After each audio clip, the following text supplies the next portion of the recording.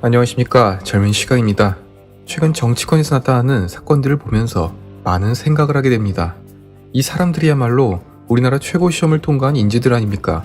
어찌하는 짓거리는 동네 양아치만도 못한 수준입니다.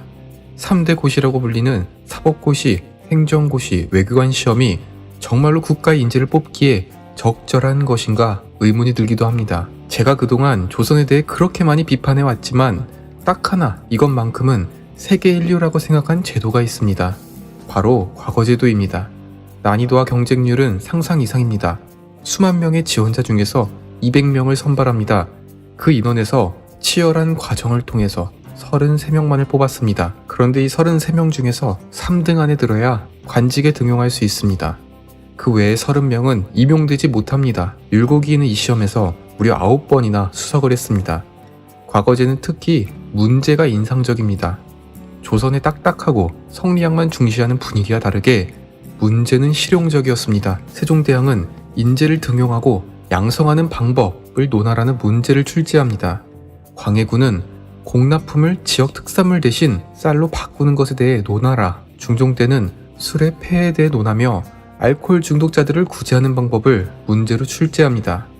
그 시대 국왕이 고민하고 있는 가장 현실적인 문제를 출제하고 이에 대해 최고의 답변을 내놓는 학자가 관직에 오를 수 있게 됩니다. 그런데 어째서 21세기 지금의 대한민국은 조선시대만도 못한 그런 사람들이 온갖 요직에 앉아있게 된 것일까요? 9번이나 장원급제를 한 율곡이가 이렇게 말합니다. 벼슬을 위해서 학문을 하지 말 것, 도를 행할 수 없으면 벼슬에서 물러날 것. 이것이야말로 지금 공직자들이 명심해야 할 부분입니다.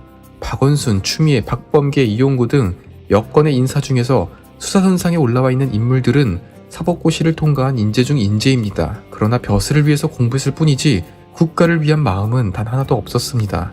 오늘 제가 더 이상 보기 싫은 민주당의 실체를 하나하나 까발리겠습니다. 영상 보시면서 이 청년 마음에 든다 생각 드신다면 구독과 좋아요 부탁드립니다. 추미애의 발언으로 지금 모든 국민들이 분노하고 있습니다. 아니죠. 어이가 없어서 웃길 정도입니다. 내가 먼저 사의를 한다고 했으면 윤석열 총장도 같이 사퇴할 줄 알았다고 합니다. 그런데 추미애는 자신의 행동을 까먹었나 봅니다. 원래 추미애의 계획은 윤 총장을 강제로 사퇴하게 하고 스스로 내려오려고 했습니다.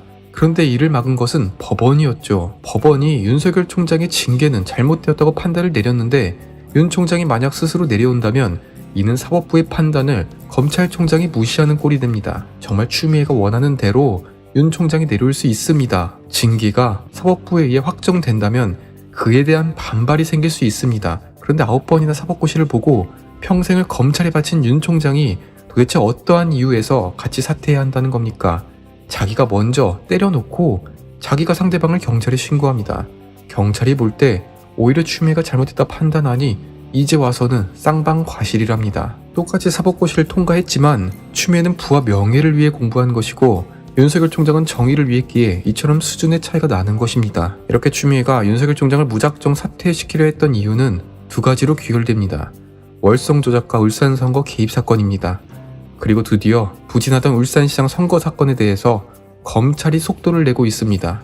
검찰은 송철호 울산시장을 직접 피의자 신분으로 소환하여 조사했습니다. 이미 지난해 송철호와 13명을 검찰은 재판에 넘겼습니다. 그리고 송철호에 대해서 따로 소환 조사를 실시한 것이죠. 몇몇 분들이 이렇게 말합니다. 윤석열은 울산 선거 조사를 하지 않고 있다. 오히려 수사를 뭉개고 있다. 이는 사실이 아닙니다. 검찰은 이미 의혹 관련자를 무려 50명 넘게 부르며 조사를 실시합니다. 그러나 4.15 총선 이후 모든 수사가 막혔습니다. 민주당이 압승하며 중요 참고인들이 소환에 불응하고 있는데 검찰이 어찌하겠습니까?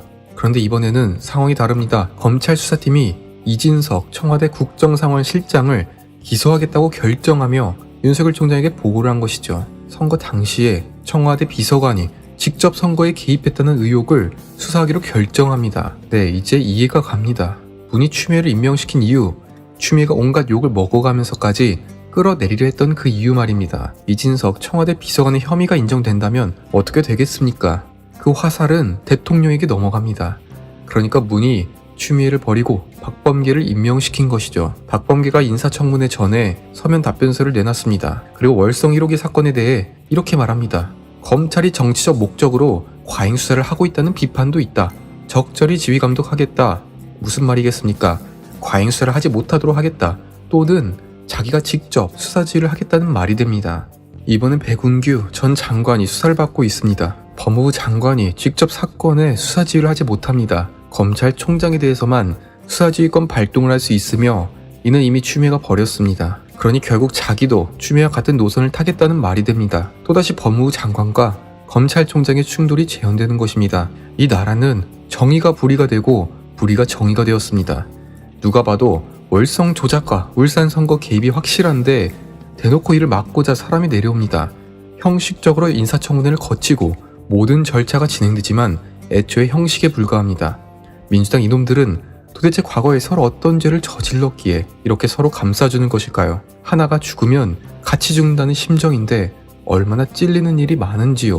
민주당을 끌어내리기 위해서는 반드시 야당이 보궐선거에서 이겨야 합니다. 그런데 지금 통합의 과정에서 나타나는 불협화음은 눈살을 찌푸리게 만듭니다. 이에 대해 강원택 서울대 정기과 교수의 글을 잠시 빌리고자 합니다. 이번 보궐선거는 사실상 지난 10년간 한국 정치가 그 자리에 멈춰있다는 증거라고 말합니다. 아시다시피 2006년 오세훈 시장은 한나라당 후보였습니다. 이후 2011년 보궐선거에서 한나라당 후보는 나경원 의원입니다. 당시 야권에서는 안철수 바람이 불었지만 박원순에게 양보했습니다. 박원순은 민주당과 야권 후보 단일화를 위한 경선을 치렀는데 그 경쟁자가 바로 박영선이었습니다. 결국 지금 서울시장 유력 후보로 거론되는 오세훈, 나경원, 안철수, 박영선 모두 10년 전에 만난 것이죠. 이처럼 10년 동안 우리 정치에 새로움은 없었다는 반증이 되기도 합니다.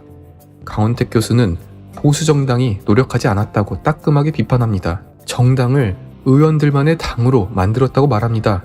새로운 인물을 키우려기보다 자리를 차지하기 위한 의원들의 각자 도생이 문제였습니다. 눈앞의 선거만 바라보고 공천 나눠막기만 하다가 결국 당의 미래가 어두워졌다는 평가입니다. 그러다 보니 정말 다행히 이번 서울시장에서 이겼다고 하더라도 대선에서 반드시 이길 것이라는 보장도 없는 실정입니다. 제가 영상 초반에서 인재에 대한 말씀을 드렸습니다.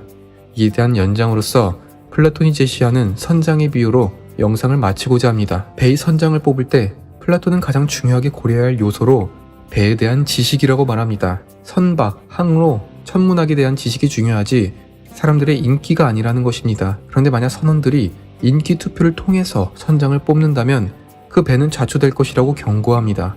인기 투표로 결정된 선동가가 키를 잡는다면 모든 선원들이 죽고 결과적으로 그 선동가마저 물에 빠지게 됩니다. 그런데 지금 우리나라의 선거는 뭐랄까요?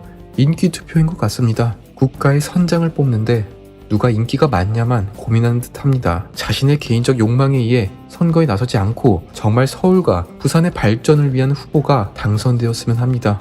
지금까지 시청해주셔서 정말로 감사합니다. 구독과 좋아요 부탁드립니다. 감사합니다.